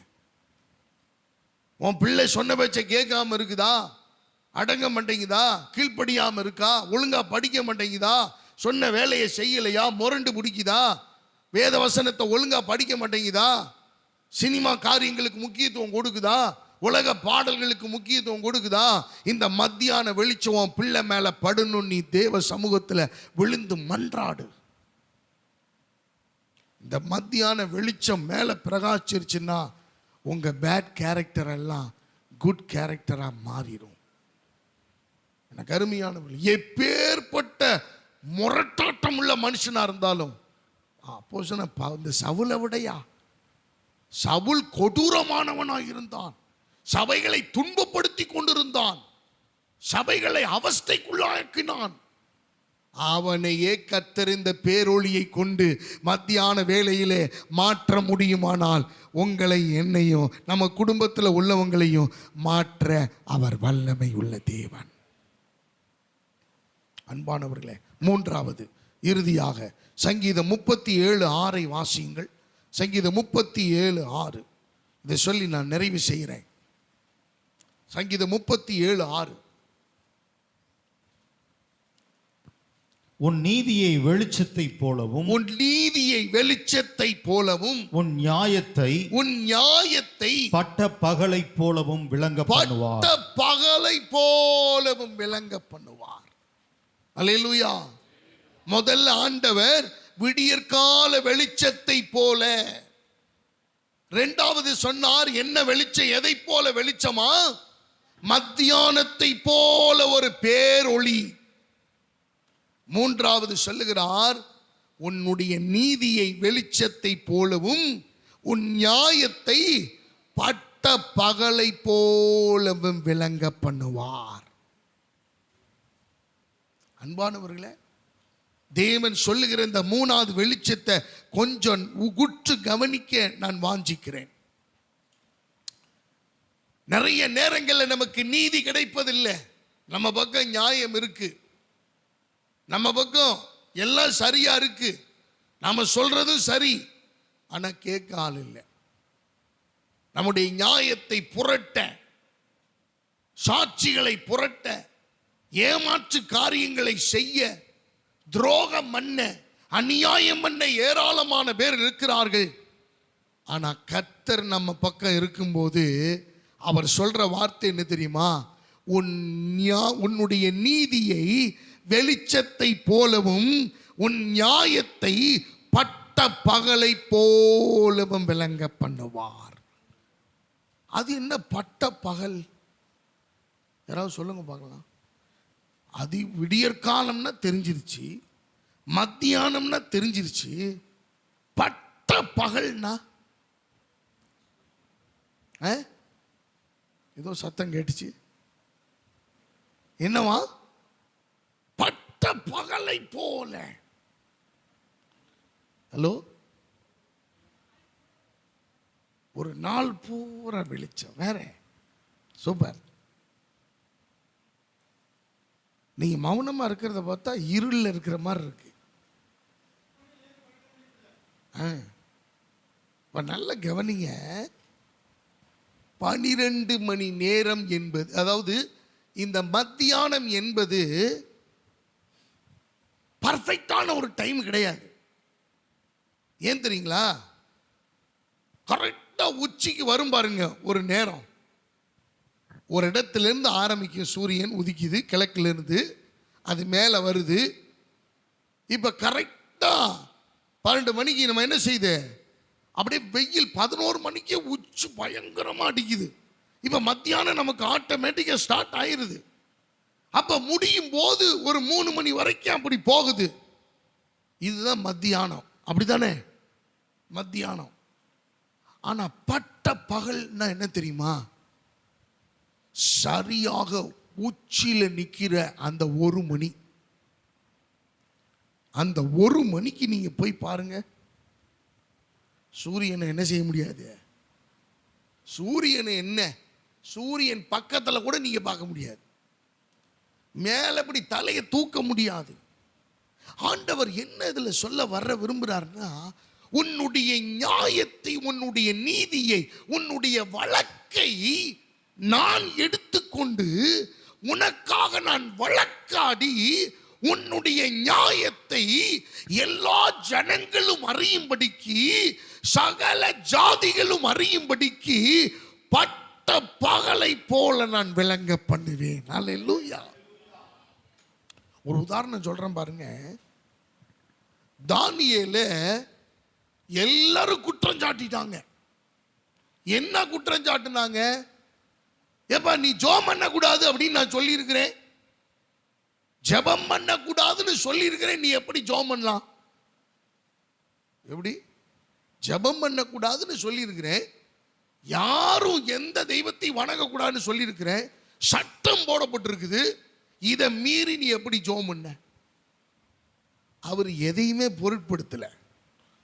அவர் பலகணிகள் திறந்திருக்க எருசலேமுக்கு நேராக தன்னுடைய கரங்களை உயர்த்தி அவர் வழக்கமாய் ஜெபம் பண்ணுகிறபடியே 3 வேளையும், அந்தி, சந்தி, மத்தியான வேளை, 3 வேளையும் ஜெபம் பண்ணினார்.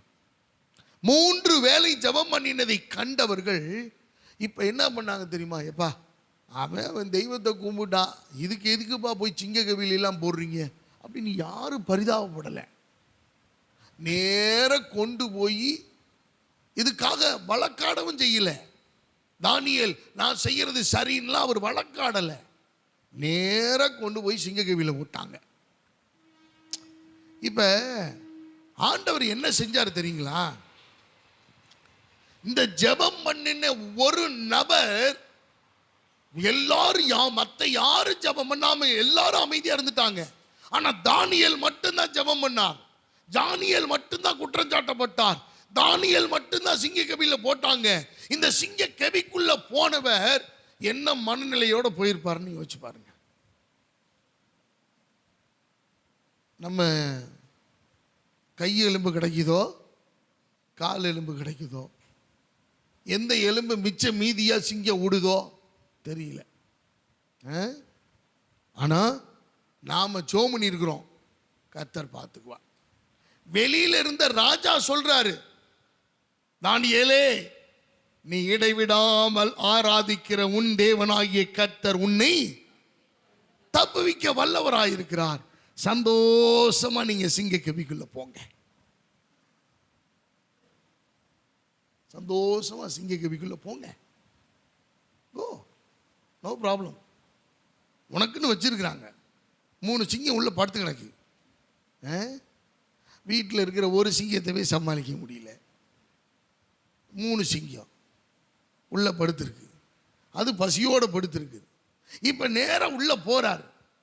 ஒருவேளை சிங்கத்தினுடைய காலில் உழுது கெஞ்சிருப்பாரோ நம்மளை மாதிரி, மன்றாடி.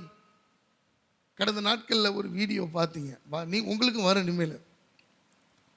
ஒரு குடிகாரன், அந்த குடிகாரரு குடிச்சிட்டு வீட்டுக்கு வந்திருக்கார் பாட்டிலோட. ஒரு புலி, நல்ல பெரிய சைஸ் புலி அவர் கிட்ட வந்திருக்கு. அவரு நினைச்சிட்டாரு பெரிய சைஸ் பூனை போல் இருக்கு அப்படின்னு அவரு தலையில எல்லாம் அப்படி தடவி கொடுத்து, மிச்ச மீதி இருந்து அதுக்கும் கொடுத்து,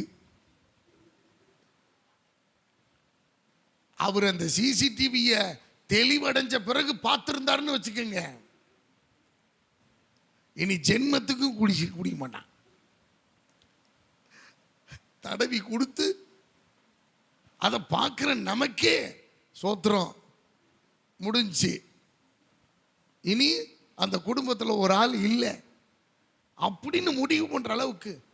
ஆனா பாருங்க, அதுக்கு என்ன பிரச்சனையோ தெரியல, அது இவனோட சமரசம் ஆயிருச்சு.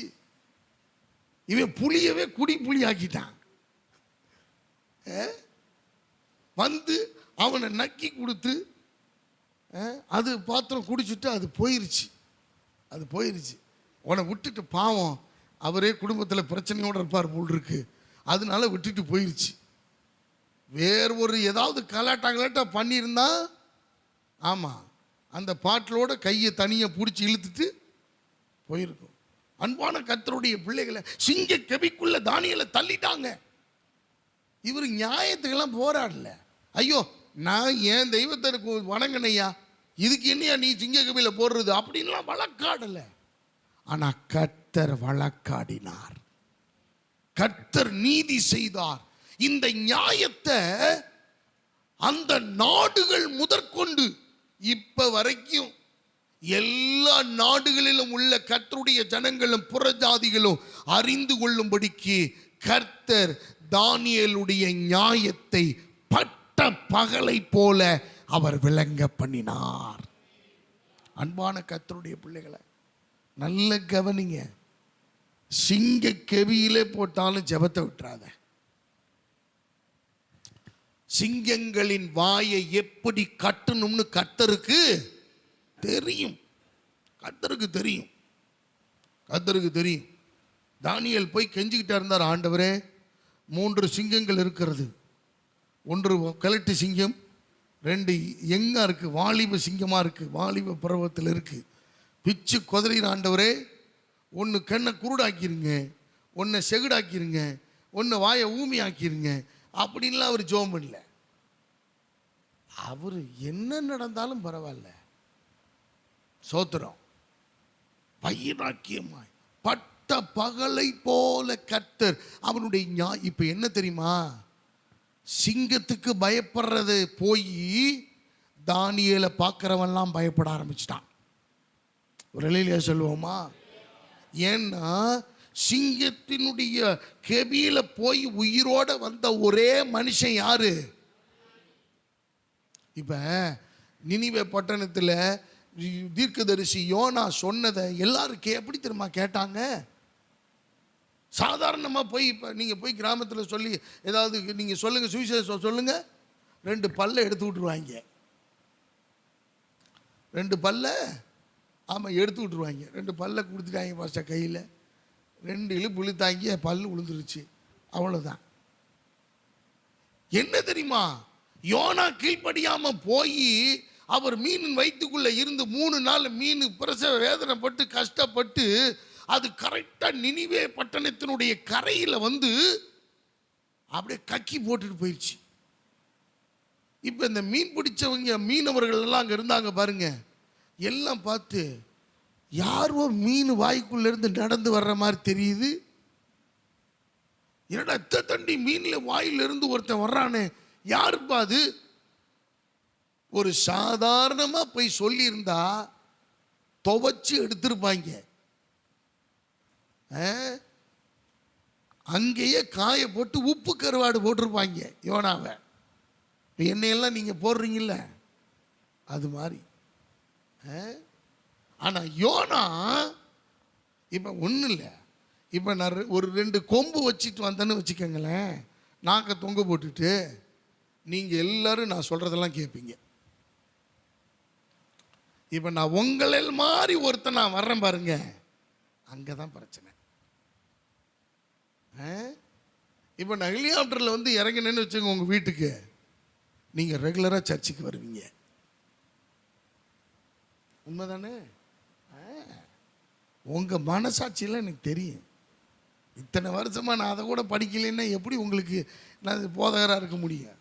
அன்பான கர்த்தருடைய பிள்ளைகளை, அப்ப இந்த யோனாவினுடைய வித்தியாசமான அணுகு அந்த அந்த அந்த இடத்துல வந்த பார்த்தது அந்த ஜனங்களுக்கு தோன்றினது, ஓ இவர் உண்மையாகவே தேவனிடத்திலிருந்து வந்தவர், இவர் தீர்க்கதரிசி, இவர் சொல்றது உண்மைதான்னு சொல்லி ராஜா சமூகத்திலிருந்து கடைசியில் இருக்கிற கடகோடியில் இருக்கிற மனுஷன் வரைக்கும் மிருக ஜீவன்கள் உட்பட உபவாசம் இருந்தார்கள். அன்பான கர்த்தருடைய பிள்ளைகள், அப்ப உங்களுடைய நியாயத்தை, என்னுடைய நியாயத்தை அவர் பட்ட பகலை போல, ஒருவேளை உங்களை தடுத்து நிறுத்த பார்க்கலாம், ஆனா நீங்க தேவனுக்காக வைராக்கியமாய் நிற்கும் போது, தேவனுக்காய் நீங்கள் துணிந்து நிற்கும் போது, சாத்ராக் மேஷாக் ஆபேத்நேகோ அப்படிதான். நீங்க இந்த பொற்சலையை வணங்கணும், பொற்சலையை வணங்கணும். இந்த பொற்சலையை நீங்க வணங்கினா தான் நீங்க தப்பிச்சீங்க, இல்லைன்னா அக்கினி சூளையில போட்டுருவேன். ஏப்பா ஜெபத்துக்கு தடை பண்றவன் எப்படிப்பா தேவனுடைய ஆவியை பெற்ற ஒரு மனுஷனா இருக்க முடியும்? சிந்திச்சு பாருங்களேன். ஜெபத்துக்கு தடை பண்ணுகிற ஒரு ஸ்திரீ அல்லது ஒரு குடும்பத்தின் பெண் எப்படி தேவனுடைய பிள்ளையா இருக்க முடியும்? முடியவே முடியாது, முடியவே முடியாது, வாய்ப்பே கிடையாது. அப்ப தேவனுடைய பிள்ளை சாத்ராக் மேஷாக் வைராக்கியமா நிக்கிறாங்க. எப்பா எங்களை தப்பு வைக்க அவர் வல்லவரா இருக்கார். தப்பு வைக்காம போனாலும் பரவாயில்ல, ஒன்றும் பிரச்சனை இல்லை. நாங்கள் இப்போ செத்தாலும் நாங்கள் எங்கே தான் போவோம்? பரலோகத்துக்கு தான் போவோம். எங்களை அவர் கொண்டு போயிடுவார். எங்களுக்கு அதை பற்றி ஒன்றும் முடியும். எங்களுக்கு சாவுக்கெல்லாம் பிரச்சனை கிடையாது, உயிரோடு இருக்கிறது தான் பிரச்சனையே. ஏன்னா செத்த பிறகு எங்களுக்கு முடிவு தெரியும், எங்கே போக போகிறோம் அப்படி. என்ன நம்ம வாழ்கிற வாழ்க்கை அது பேசும். நம்முடைய வாழ்கிற வாழ்க்கை ஒரு நிச்சயத்தை கொடுக்கும். அன்பானவர்களே, இந்த இடத்துல பாருங்க, தானியேலை எல்லாரும் குற்றம் சாட்டினார்கள். ஆனா குற்றம் சாட்டின அத்தனை பேரும் செத்து மடிந்தார்கள். சாத்ராக் மேஷாக் ஆபேத்நேகோ தூக்கி போட்டவங்க செத்து போயிட்டாங்க. ஆனா தூக்கி போடப்பட்ட 3 பேரும் 4 பேராக தேவனோடு உலாவுகிறார்கள். அதை கண்ட அந்த ராஜாவும் மந்திரி மாதிரிகளும் பிரமித்தார்கள். அல்லேலூயா. கர்த்தர் உங்களை பட்ட பகலை போல மாத்துவார். பட்ட பகலை போல. அருமையான தேவ பிள்ளைகளை, உங்களை அபகரிச்சுட்டாங்களா? உங்களுக்கு உண்டானதை எடுத்துக்கொண்டாங்களா? உங்களுக்கு உண்டான பங்கை ஏமாத்திட்டாங்களா? வஞ்சித்தாங்களா? பரவாயில்ல, விட்டுருங்க. ஏன்னா கர்த்தர் நியாயத்துக்கு ஜெயங்கடைக்க பண்ணுகிற வரைக்கு நெறிந்த நாணலை முறியாமலும் மங்கி எரிகிற திரியை அணையாமலும் இருக்கிற ஆண்டவர் உங்களுடைய நியாயத்தை எல்லா கண்களுக்கு முன்பாக அவர் பட்ட பகலை போல நிறுத்துவார், விளங்க பண்ணுவார்.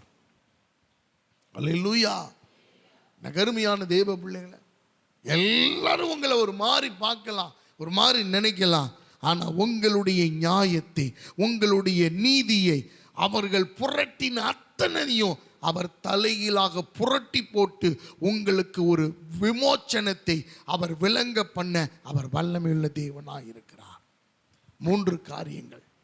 1, எப்படியா? விடியற்கால வெளிச்சத்தை போல. எப்பொழுது விடியும் என்று நீங்க காத்திருக்கணும். கர்த்தரிடத்துல வெளியில் போய் வீட்டு வராண்டால உட்காந்துக்கிட்டு சூரியன் வெயில் என் மேலே பட்டா கர்த்தர் டெவலப் ஆயிடுவேன்னு சொன்னார் அப்படின்னா அப்புறம் என்னை விட கருப்பாயிருவேன்.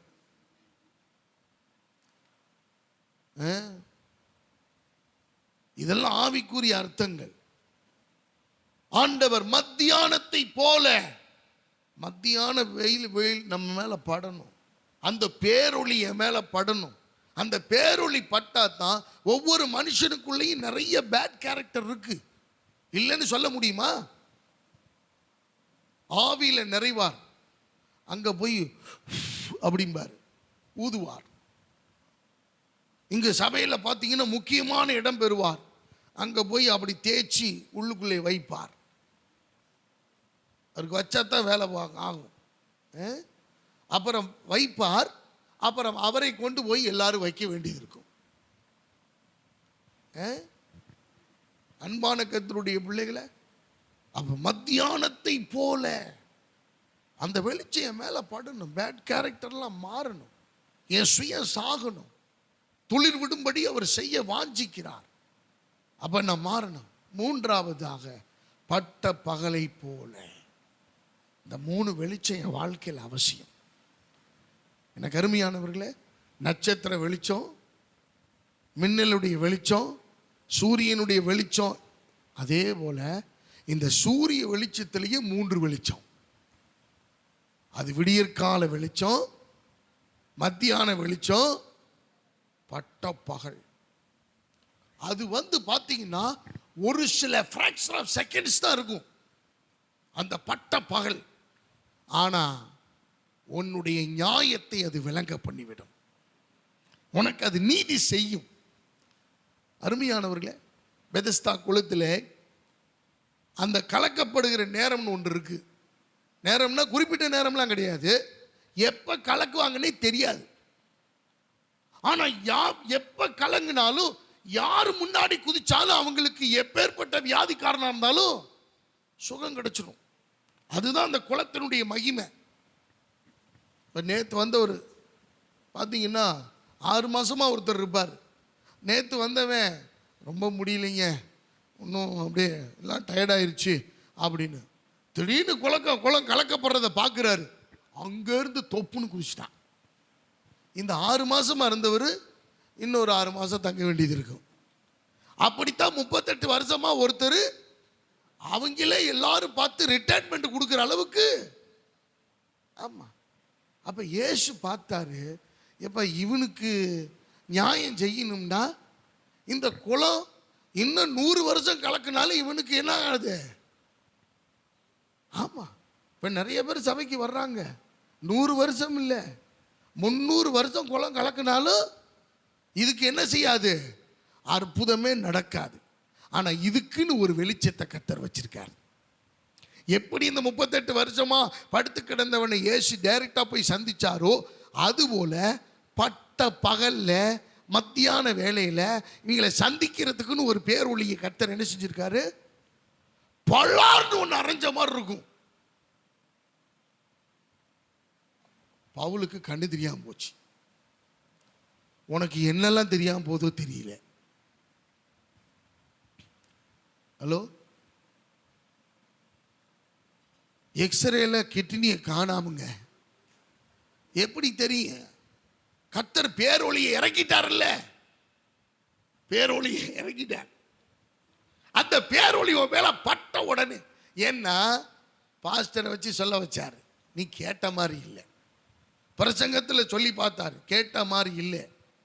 அன்பா சொல்லி பார்த்தாரு, கேட்ட மாதிரி இல்லை. உனக்கு பேரொளி தான் கரெக்ட். அவர் முடிவு பண்ணிட்டார், உனக்கு பட்ட பகல் தான் நியாயம் செய்யணும்னா வெளிச்சம் தான். ஒரு பேரொளி டக்குன்னு படும். அருமையான தேவ பிள்ளைகளை, இருதயத்தினுடைய ஹார்ட் பீட் இருக்கு பாருங்க, அது அப்படி நின்று நின்று நின்று நின்று இசிஜி எல்லாம் கேப் விழுந்து, இசிஜி எல்லாம் ஆமாம் அது ஒன்றும் இல்லாமல் போய் தவிடு பொடி ஆகி நீ ஒரு 1 லட்சம் ரூபா செலவு பண்ணிட்டு, இப்பதான் கர்த்தரை நான் புரிந்து கொண்டேன், என் ஆண்டவருடைய மகிமை எனக்கு விளங்குகிறது, என் தேவன் என்னை காப்பாற்றுவார். எப்ப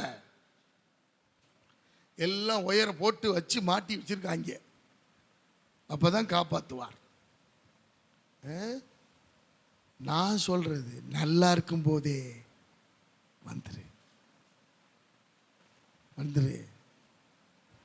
இந்த பேரொளி, இந்த பேட் கேரக்டர்லாம் குட் கேரக்டரா மாத்துறது உன்னை மாத்திரும். நான் இப்ப ஜெபம் பண்றேன், இந்த 30 நாள் என்னுடைய உபவாச ஜெபமே எது தெரியுமா? என் குடும்ப நன்மைக்காகலாம் கிடையாது. யாரெல்லாம் இந்த சபையில ஒழுங்கா இல்லையோ, உண்மையா நான் சொல்றேன், வாயை திறந்தே சொல்றேன், ஆண்டவரே இயேசுவின் நாமத்தினாலே ஒவ்வொரு ஆத்துமா மேலும் இந்த பேரொளி வீசட்டும்.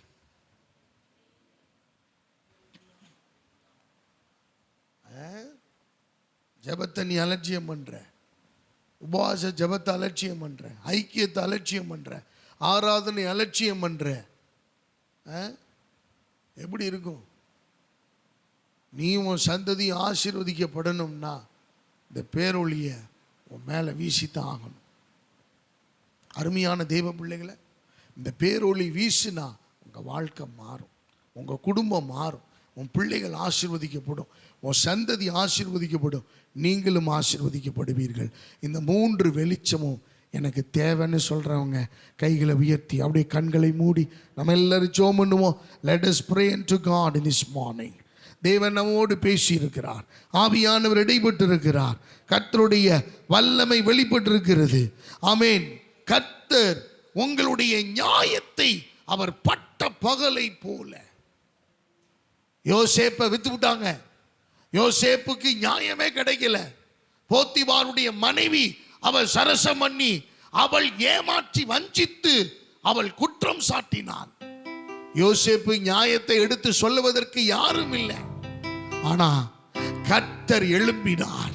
கர்த்தர் யோசேப்பினுடைய நியாயத்தை பட்ட பகலை போல எகிப்து தேசம் முழுமைக்கும், எகிப்து தேசத்திலே மாத்திரமல்ல பஞ்சத்திலே மெலிந்து போன ஒவ்வொரு தேசமும் அந்த யோசேப்பினுடைய நியாயத்தை விளங்கிக் கொள்ளும்படிக்கு என் தேவன் பட்ட பகலை போல மாற்றினார். அன்பான கர்த்தருடைய பிள்ளையே, உன் நீதிய, உன் நியாயத்தை கர்த்தர் பட்ட பகலை போல, ஆமென், he will light like a midday, ஆமென், பட்ட பகலை போல ஒரு சில நிமிடங்கள் மாத்திரம் நீடிக்கிற அந்த பட்ட பகலை போல கர்த்தர் உங்களுடைய நியாயத்தை விளங்க பண்ணுவார். அவர் அற்புதத்தை செய்கிற தேவன். நல்ல பிதாவே, இந்த வார்த்தைக்காக நாங்கள் ஜெபிக்கிறோம். இந்த வார்த்தையை அங்கீகரித்த ஏற்றுக்கொண்ட ஒவ்வொரு குடும்பத்தையும் பிள்ளைகளையும் ஆசீர்வதிங்க. இந்த 3 வெளிச்சமும் யாராருக்கெல்லாம் தேவையோ அவர்களுக்கு இந்த 3 வெளிச்சமும் பிரகாசிக்க பண்ணுங்கப்பா. விடியற்கால வெளிச்சத்தை போல துளிர் விடட்டும், உயிர் பெறட்டும், எழும்பட்டும், புதிய செல்கள் உருவாவதாக, வியாதிகள் குணமாவதாக, முளைக்க பண்ணுவீராக. ஸ்தோத்திரம் ஆண்டவரே. மத்தியானத்தை போல ஆண்டவரே கெட்ட குணநலங்கள் எல்லாம் மாறி புதிய மனுஷனா மாத்திருங்க ஆண்டவரே. புதிய மனுஷியா மாத்திருங்க ஆண்டவரே. அப்பா, நல்ல மனுஷனா மாத்திருங்க ஆண்டவரே. நல்ல மனுஷியா மாத்திருங்க ஆண்டவரே. கர்த்தருக்கு பிரியமான பிள்ளையா மாத்திருங்க ஆண்டவரே. உம்முடைய இருதயத்துக்கு ஏற்ற நபராய் மாத்திருங்க ஆண்டவரே. பட்ட பகலை போல நியாயத்தை செய்கிற கர்த்தர் உடைய பிள்ளைகளுக்கு அதை செய்ய வாய்க்க பண்ணும். தொடர்ந்து இருக்கிற பந்தியை கர்த்தர் ஆசீர்வதியும். எங்களை தாழ்த்தி உம்முடைய கரத்தில் ஒப்பு கொடுக்கிறோம். இயேசுவின் நாமத்தில் பிதாவே, ஆமென், ஆமென்.